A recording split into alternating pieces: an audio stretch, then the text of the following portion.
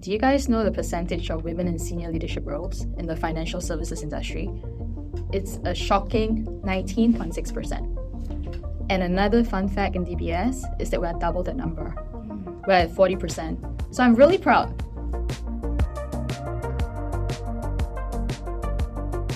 A lot of times people assume things about you, even before you say something. Early on in my career, I was in hospitality.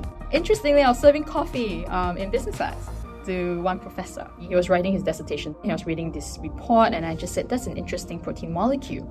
Have you thought about doing it this way so that the camera would shift and, just editing that just one strip of protein? And he looks at me and say, what do you know?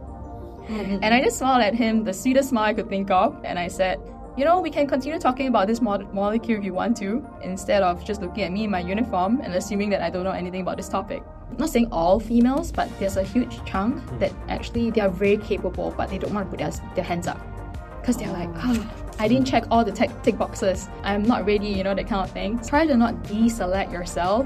So when I was nominated for Women of the Future, one of the property and construction category, I didn't want to put my name forward. Guess what? My male mentors sat me down and said, Adeline, go for it. So with that, I just pressed the send button, and that was how I became nominated. Sometimes people just need that cheerleader spirit, I could personally recount an experience. So I was supposed to open for a keynote address for about 1,000, 2,000 people. And behind the stage, before me was another female speaker. And she was like stressing about a lot of things. And I just went up to her and said, girl, you got this. I don't know her at all. You should see her face light up. It was just amazing. When I just joined a few months in, managed to sign up for Lean In circles. It was very cool. I think it's a very good support network that you have here already.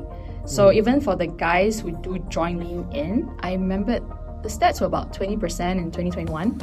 And as of 2023, we have about 40% of male allies.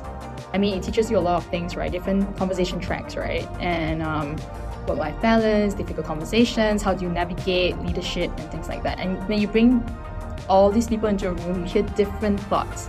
Diversity is definitely there, and you can learn from each other. So I find that very commendable. I really like that program.